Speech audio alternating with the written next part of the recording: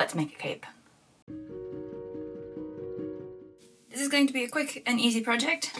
We have a pattern from this. It is this pattern.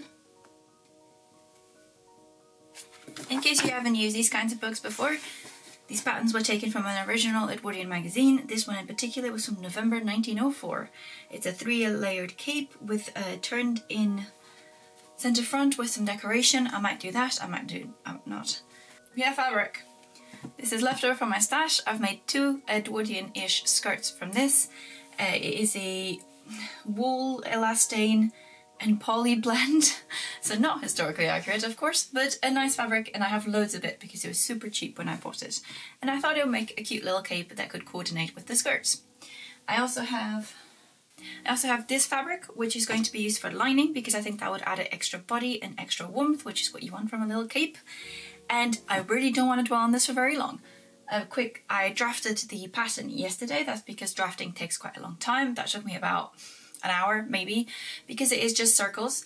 And I think I might try to put this pattern on my Patreon. If you're interested, head over there. I put up patterns that I can there sometimes. And I've also cut out the bits because I did that yesterday.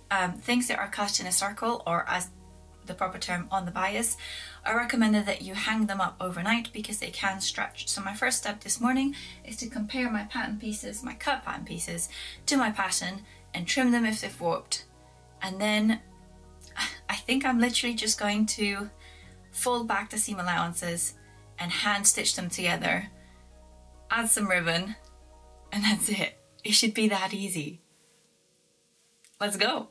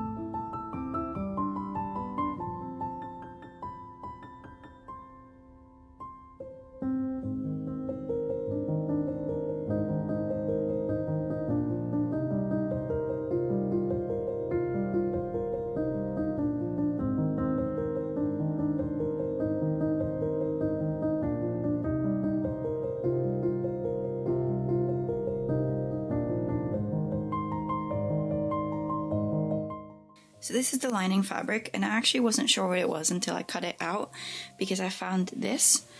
This is 100% wool. I thought it was like a poly felt of some sort. This was a cut of fabric. It might have been about 1.5 meters that my friend gave me, and I thought, oh, it would look really cute as a lining and be really nice and warm.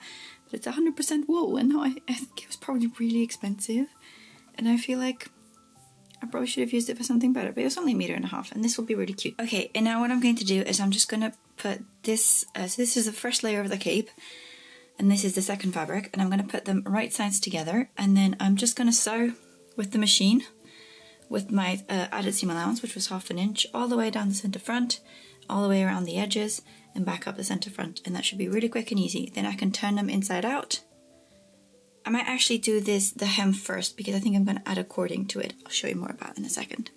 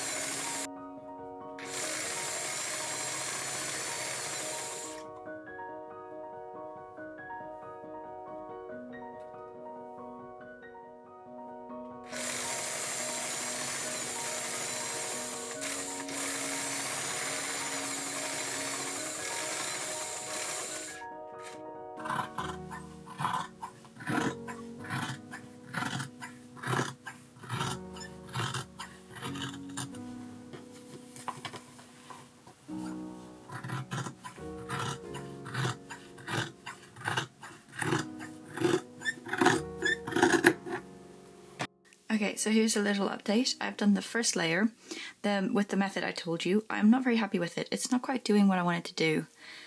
It's just a bit lumpy.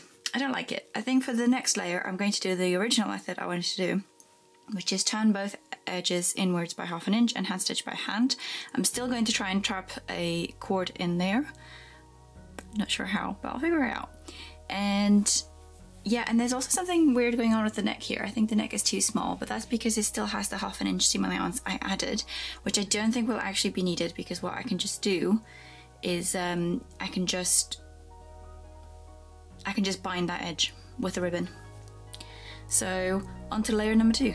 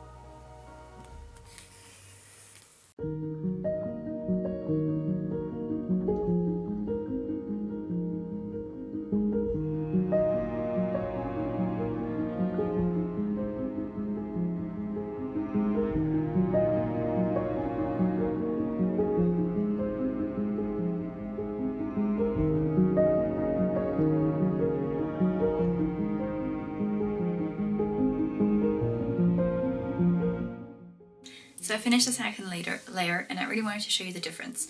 It's barely noticeable, but for me it's noticeable. So this is the first layer with the cording and done by machine. And you can see it just feels a bit thicker. And this one is just a little bit smoother. And this means that I can also manually offset the red so it's a bit more inside. Yeah, I think this is really promising. I don't think I'm going to go in and change this just because it would be so time consuming for such a small difference. But I am going to utilize this method for the third layer as well. You can do this by machine. You can also, like, instead of hand sewing it, you can just top stitch it into place. That would be way faster as well. But yeah, I think that's what I'm going to do for the third one. What I will double check though is the placement of the ribbons, because I wanted to add some velvet ribbon to it. Unfortunately, I ordered it online and it doesn't quite match the lining. You can see it's like a little bit more orange, but I still think it's really cute. And I think it goes well with this one. So I'm going to mark on the last one, because it might be that by sewing down the ribbon, I will also catch the hem, and then I won't have, no, so I'll still have to hem it anyway. Let's just go do it. This took me like an hour to hand sew, so it might not be as quick of a project as I was hoping, but if you do this by machine, it will be quick.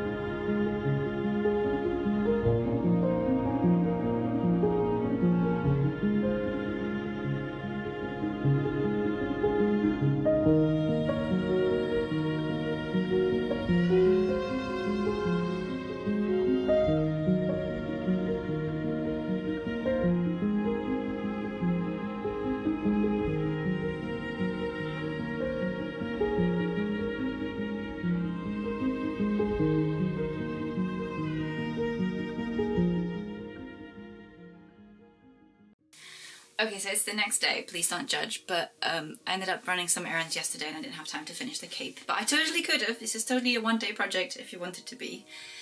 But what I've just done now, after that brief dilemma about how to lay out the cape, I have settled for this, and then the 2 layers with the grey outwards as well, but then the top layer also has this turned in effect.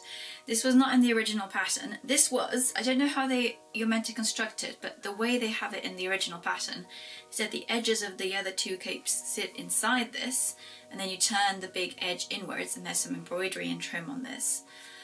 I thought the other way looked really cute as well, and I don't know if my fabric warped widthways as well rather than just downwards, and so it worked that you flipped the edges inwards. So that's what I'm going to go with. I'm pretty happy with that. I think it looks super cute. But the other thing I really had to do was sort out the neck, because I don't know if you saw in the previous clips, it was sitting a little weirdly, and that's because I added a seam allowance to the top neck edge. That's fine if you want to turn the edge inwards and stuff, but I think I'm just going to bind it because of the volume and the thickness of these capes. So I've trimmed away, and now as you can see the neck sits much nicer. So I'm going to trim away the seam allowance that I added to the neck edge of the other 2 little layers. I'm going to baste them and then baste them all together and see if it's possible to bind them together. That's 6 layers of fabric, so maybe not, but we'll see what we can manage. And then essentially the cape is done.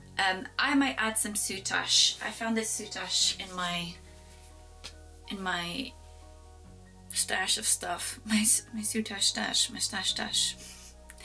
So I might add this. That will of course make this a much more lengthier project, because I'll probably do that by hand as well, but I just think it would look extra cute. I don't know, I'm not completely sold. I'll probably make another Instagram poll about it, because you know me. But yeah. That's it. If you wanted to stop there, then do. I'm going to finish off the neck, show you how I do that and how it goes. And yeah, we'll have a finished cape in like a few minutes. What a great project.